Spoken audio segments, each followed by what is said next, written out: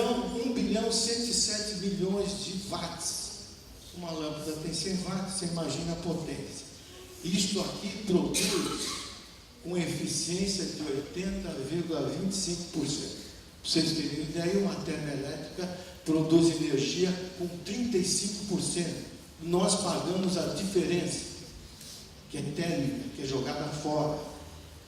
Olha só, nós deixamos de usar água para queimar óleo. Vamos em frente. Então, para conhecer o problema, precisa conhecer o problema todo. Quando você conhece parte, você não sabe responder o problema. Nós recebemos água da bacia de Piracicaba. 50% da água que nós bebemos, 33 metros cúbicos por segundo, vem de Piracicaba, está em Guaraú, está em Cantareira, que é a maior ETA de São Paulo. Essa água é trazida, usada, e esse é o ponto que vamos falar, que é a Foz do Rio Pinheiros, 1926, recebeu um decreto federal para usar água. Essas duas reservatórios não foram planejados. Acabou, ali, acabou. Esses dois reservatórios não foram planejados por nenhum governo. Foi planejado para ter energia, para produzir energia elétrica para São Paulo. E agora, quem não sabe, fica clamando, pedindo água. O que nós temos que fazer? Nós temos que aproveitar que o Rio Tietê produz 90 metros cúbicos e ter essa água limpa. Esse é o problema. Então, quando o governador Franco Montoro proibiu que a água do Rio Tietê entrasse no Rio Pinheiros, se ele fosse um estrategista e não político, ele teria perguntado: por que a água não pode entrar? Isso chama-se estratégia. E alguém teria dito: porque a água está poluída. E ele teria perguntado: por que a água está poluída? Porque a Sabesp recolhe a água e não trata a água.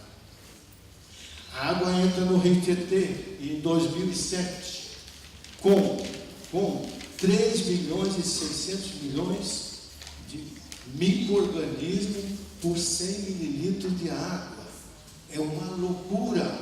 Isso produz doenças. A água, como é neutra, é o veículo de doenças. Então, por causa da água, o Rio Tietê mostra duas variáveis aqui, ó. Em seguida, vou falar das duas. O Rio Tietê está morto. Não adianta a Globo passar aquele negocinho e não dizer o que está acontecendo. Ele está morto, ele tem 0 de oxigênio. 0. Precisava ter quanto? 75 miligramas de oxigênio por litro. Puxa vida, então está morto. O que acontece com o rio morto? As bactérias aeróbicas não agem, as anaeróbicas produzem metano. O mesmo que aconteceu no Rio de Janeiro, também não trata nada. Joga tudo fora na Guanabara, na Bahia. Explode quando o cara pega o cigarrinho e joga lá. Tem tanto metano. Foi o acidente que aconteceu com a turista americana. Então nós temos uma tragédia. O rio está morto. Vamos em frente para saber o que vamos fazer. E vamos fazer. A EMAI, que é do governo, tem uma ação contra ela da própria Sabesp. A Sabesp não quer que seja tratada nada, porque vai mostrar incompetência. Porque a EMAI se prontificou a construir 2 usinas, estação de flotação 1 e 2, para tratar 10 metros cúbicos por segundo. Se aprovado pelo RIMA, ela trataria 50 metros cúbicos por segundo. Se tratar 50 metros cúbicos por segundo, a água entraria na Billings, e esse é o meu estudo, meu mestrado foi isso. Seria parte da água para alimentação e parte da água para energia elétrica. Você não pode desviar a água da Billings para alimentação. Existe um decreto. O decreto é uma permissão para você exercer um direito. Ele não pode ser arrancado. Isso é violência. Então, o que acontece? Vamos ver o que acontece com os números. Sabesp foi herdeira do plano da recuperação do Rio Tietê, que se chama Projeto Tietê. De 92 a 98 foram investidos 1,1 bilhão de dólares.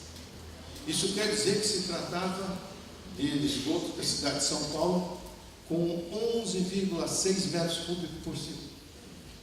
O segundo plano demorou por uma crise mundial na Rússia e no México. O Brasil não tinha caixa. Esse dinheiro vem de fora. Ele é subsidiado. Uma fala, mas sem saber. Tem muito dinheiro que chega no Brasil subsidiado. Inclusive, esse mês de setembro, o governo paulista assinou mais um contrato com BIRD de 1 bilhão para a terceira etapa. Então, a primeira etapa, 1992, 98. 4 anos na seca, de 2002 a 2008. 2002, 400 milhões de dólares, tratando 15 metros cúbicos. 2009, 2015, 23, guarda esse número, 23. Houve uma crise mundial na Rússia e no México. O Brasil não tinha caixa. Esse dinheiro vem de fora. Ele é subsidiado. Uma fala, mas sem saber. Tem muito dinheiro que chega no Brasil subsidiado. Inclusive, esse mês de setembro, o governo paulista assinou mais um contrato com BIRD de 1 bilhão para a terceira etapa. Então, a primeira etapa, 1992, 98. 4 anos na seca, de 2002 a 2008. 2002, 400 milhões de dólares, tratando 15 metros cúbicos. 2009, 2015, 23, guarda esse número, 23 metros cúbicos por segundo. Então, se fosse aprovado, a EMAI traria 50 metros cúbicos. Ainda não está aprovado isso. Não foi aprovado. Problema político. Esses conhecimentos eu tirei de 4 planos. Sanegrão, primeiro, de 1976. O Plano de Integração e Aproveitamento dos Recursos Hídricos de Alto Tietê, Piracicaba, Baixada Santista, 1994. O Plano da Bacia do Alto Tietê, da Fundação Universidade da USP, 2001. O quarto, a avaliação da qualidade de água do sistema Pinheiros-Billings, maio de 2009. Precisei de conhecimentos técnicos da Sabesp, CETESB e EMAI, e 2 cientistas geniais, um alemão e um brasileiro, Karl Hoff e o José Martiniano de Azevedo Neto. Com esses 2 iluminares, para mim seguir o caminho, cheguei. No que eu cheguei? Pode passar. Cheguei que o projeto de 1976 se pretendia, no ano 2000, estar tratando de 95 metros cúbicos por segundo. E hoje, quanto nós temos?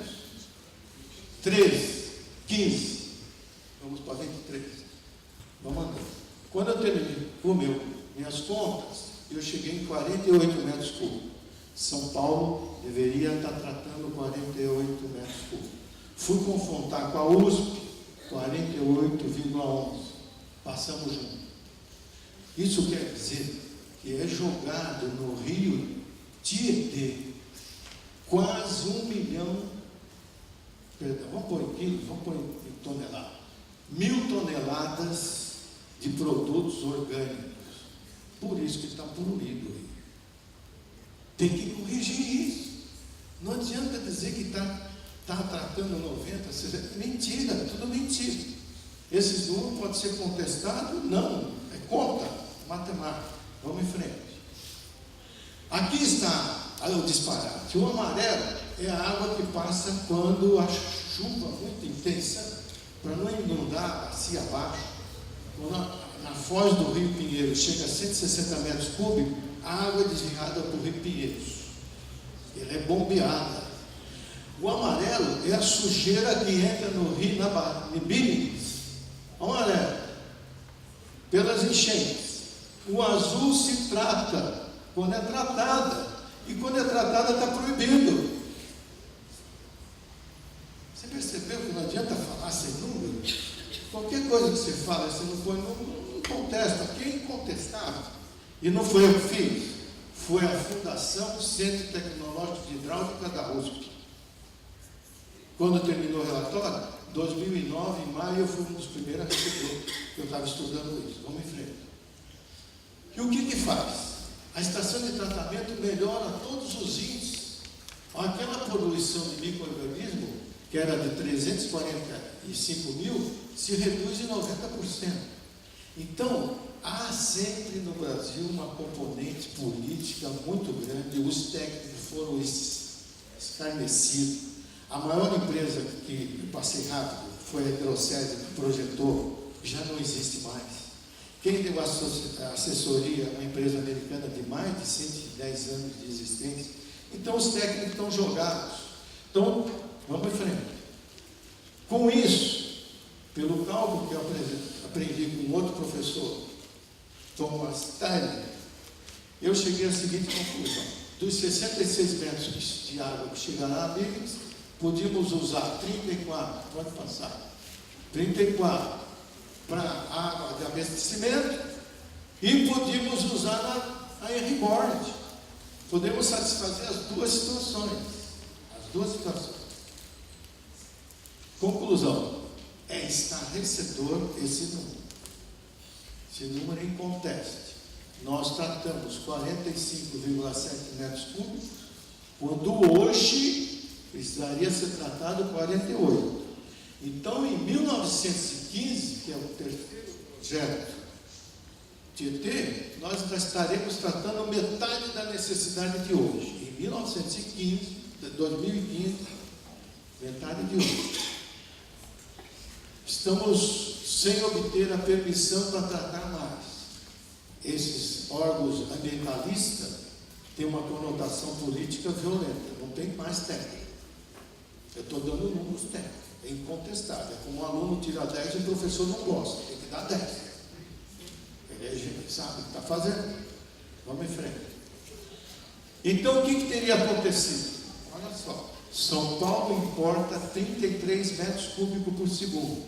Ele teria obtido água para sair de 6,66, que é a água que a região do ABC pega, bem 4 metros cúbicos, 2 e pouco para Guarapiranga, e teria alcançado quanto? 22 metros cúbicos. Olha só o aumento de 240% para abastecer. E finalmente, um aumento de energia, porque passaria de 108 megawatts, a produção de energia elétrica em R-Board, para 245. Então, isso, a conclusão do meu trabalho é o seguinte: nós temos que saber as etapas para fazer qualquer coisa. E as etapas são obtidas pelo conhecimento de 25 séculos do cientista general chinês Sun Tzu, que todos os generais russos, americanos, todos os técnicos de alto nível estudam. O outro é War, de Carl von Clausewitz. Carl von Clausewitz participou da Batalha de Waterloo. Ele tinha perdido várias batalhas, mas nessa ele participou para vencer. Então, o que quer dizer isso? Onde eu quero dizer? Tudo começa com o desenvolvimento de um planejamento estratégico. Que é o planejamento estratégico? É definir objetivo, meta, quantificação de recursos humanos e financeiros. Quando se escreve na Constituição tudo aquilo, não houve planejamento estratégico. Por isso que não será cumprido. A segunda parte, todas as operações devem ser chamadas táticas operacionais. Ou seja, deve ter gente com habilidade para escolher um caminho mais curto e mais econômico. Por isso que nós somos chamados de engenheiro. Nasceu primeiro o engenheiro militar, depois nasceu o engenheiro civil, que gerou todos os tipos de engenharia. Então, sem o planejamento estratégico e o tático, tudo vira conversa. E não se alcança o objetivo. Obrigado.